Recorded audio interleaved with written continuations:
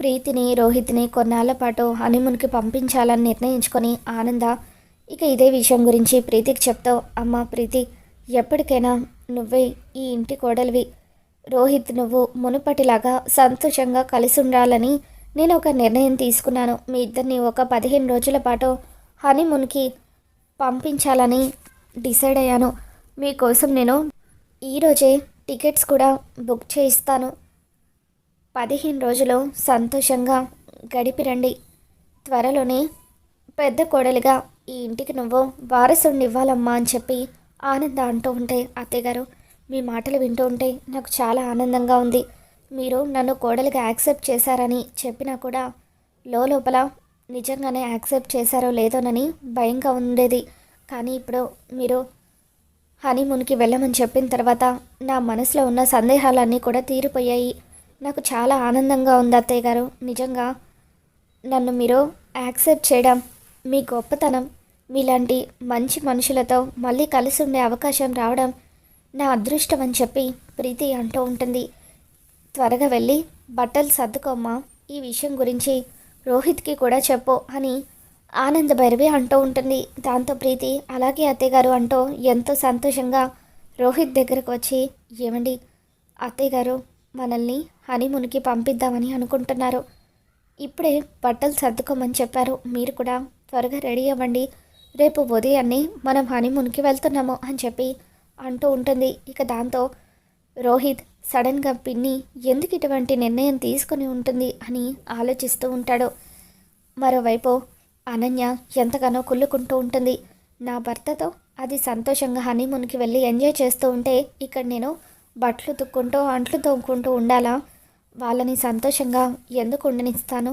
శరణ్యను అడ్డు పెట్టుకొని వాళ్ళను వెళ్ళనివ్వను అని కాంచనాతో అంటూ ఉంటుంది. ఇక ఇంతలో శరణ్య అటువైపుగా వెళ్తూ ఉంటే అనన్య కావాలని శరణ్యకు వినపడేలాగా వెక్కి వెక్కి ఏడుస్తూ ఉంటుంది. అలా పెద్ద పెద్దగా అనన్య ఏడుస్తూ ఉండడంతో ఏమైందక్క అంటూ శరణ్య అనన్య దగ్గరికి వస్తుంది. ఏం చెప్పమంటావు శరణ్య? ఆనంద భైరవి అత్తయ్య గారు ప్రీతిని ఆయన్ని ఇద్దరిని కూడా హనీమూన్కి పంపిస్తున్నారు. నా కడుపులో ఏమో బిడ్డ పెరుగుతుంది.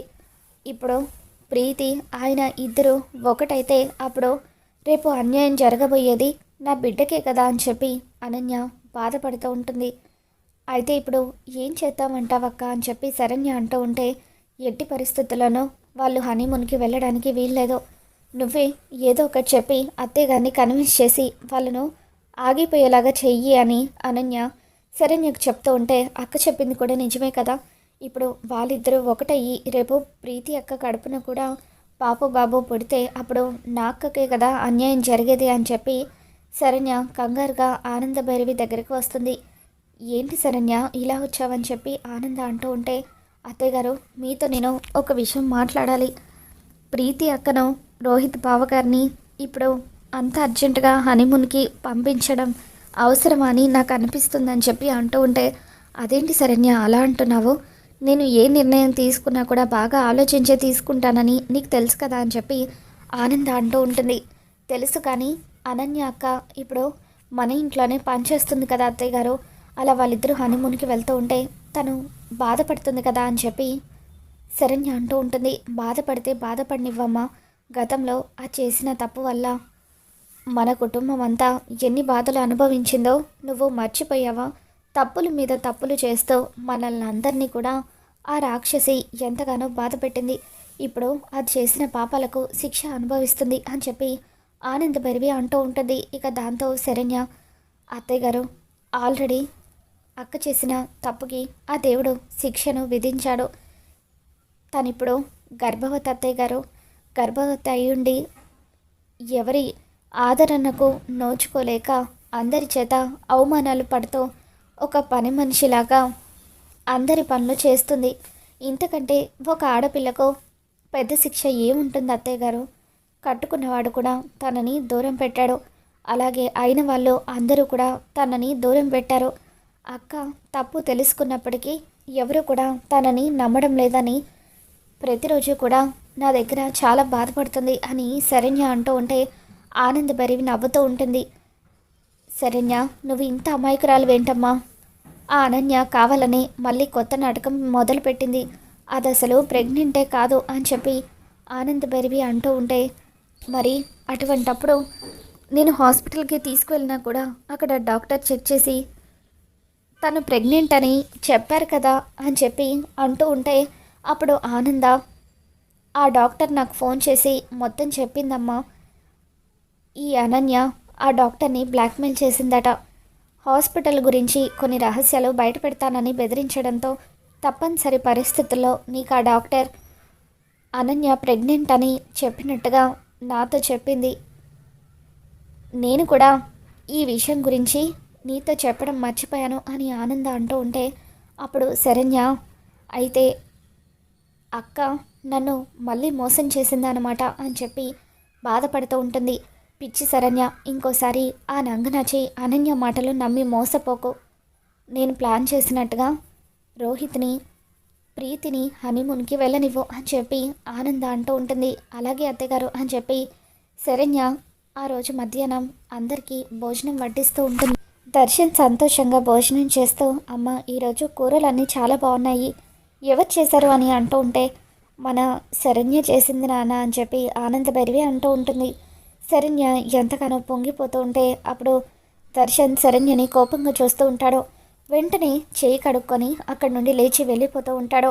ఇక దాంతో అమ్మ శరణ్య, దర్శన్ మధ్యలోనే లేచి వెళ్ళిపోతున్నాడేంటి, నీకు దర్శన్కి మధ్య ఏదైనా గొడవ జరిగిందా అని చెప్పి అంటూ ఉంటే, లేదు అత్తయ్య గారు, అటువంటిదేమీ లేదు, నేను వెళ్ళి కనుక్కుంటాను అని చెప్పి శరణ్య దర్శన్ దగ్గరికి వస్తూ ఉంటే, దర్శన్ తను తిన్న భోజనం అంతా కూడా కక్కేస్తూ ఉంటాడు.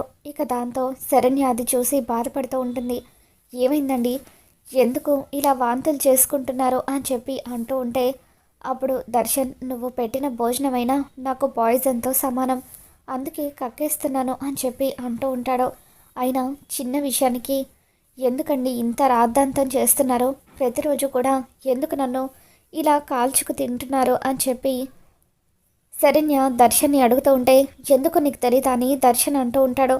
మీరు చెప్పండి ఎలా తెలుస్తుందండి, నేను ఏం తప్పు చేశానో ఏమీ అర్థం కావట్లేదు, నేను తప్పు చేసినా ఆ తప్పు సరిదిద్దుకోవాలని ప్రయత్నించినా కూడా ప్రతి విషయానికి మీరు నన్ను తిడుతూనే ఉన్నారు.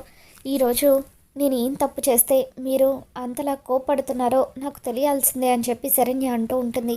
దాంతో దర్శన్, తెలియాలా, నా సమీరాని పొట్టన పెట్టుకున్నావు, అతి దారుణంగా లోయలోకి తోసి సమీరను చంపేసి ఇప్పుడు నా ముందు, మా అమ్మ ముందు, నా కుటుంబం ముందు మంచిదానిలాగా నటిస్తున్నావు కదా అని చెప్పి దర్శన్ అంటూ ఉంటాడు. అయ్యో లేదండి, అదంతా అబద్ధం, నేనెందుకు సమీరని చంపేస్తాను అని అంటూ ఉంటే, నువ్వు అబద్ధాలు చెప్తున్నావు, నా దగ్గర ప్రూఫ్ కూడా ఉంది అంటూ దర్శన్ తనకు కాంచన పంపించిన వీడియోని శరణ్యకి చూపిస్తూ ఉంటాడు. ఇక దాంతో శరణ్య, ఇదంతా అబద్ధమండి, ఎవరో కావాలని ఈ వీడియోని మార్చి మీకు చూపించారు, నిజానికి ఆ రోజు సమీరని నేను కాపాడాను, తనని పైకి లాగాను అని చెప్పి అంటూ ఉంటే, షటప్, ఇంకా నీ కళ్ళపొల్లి మాటలతో నన్ను మోసం చేయాలని చూడకు, నా సమీరని నా నుండి దూరం చేసిందే కాక శాశ్వతంగా తనని లోకంలో లేకుండా చేశావు, అటువంటి నిన్ను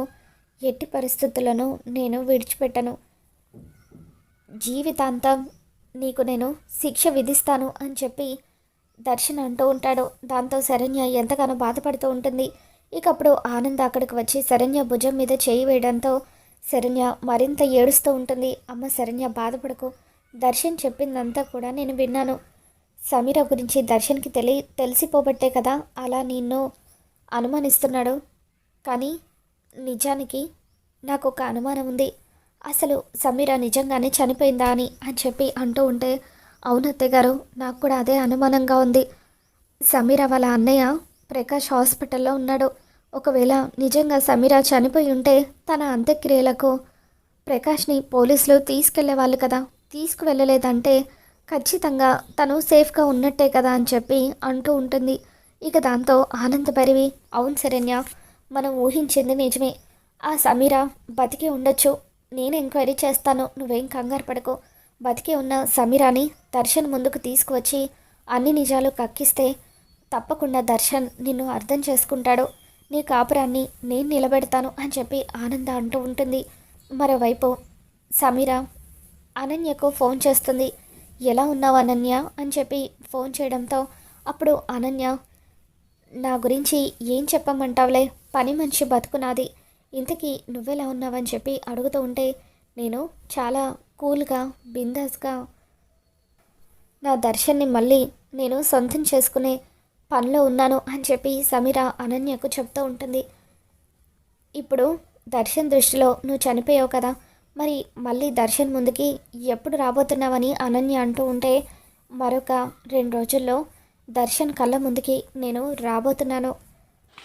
చావు బతుకుల మధ్య ఉన్న నన్ను ఎవరో కాపాడినట్టుగా, ట్రీట్మెంట్ చేయించినట్టుగా నటించి చావంచుల వరకు వెళ్ళి బతికొచ్చినట్టుగా నేను దర్శన్ ముందుకు రాబోతున్నాను అని చెప్పి సమీర అనగానే, ఆల్ ది బెస్ట్ సమీర, ఎంత త్వరగా వీలైతే అంత త్వరగా దర్శన్కి నువ్వు బతికున్నావని తెలిసేలాగా చెయ్యి, లేకపోతే ఈ ఆనంద శరణ్యను దర్శన్ని ఇద్దరిని కూడా ఒకటి చేసేస్తుంది అని చెప్పి అనన్య సమీరకు చెప్తూ ఉంటుంది. మరి రాబోతున్న ఎపిసోడ్లో ఏం జరగబోతుందో మళ్ళీ మన ఛానల్లో తెలుసుకుందాం. ఈ వీడియో మీకు నచ్చినట్లయితే తప్పకుండా లైక్ చేయండి.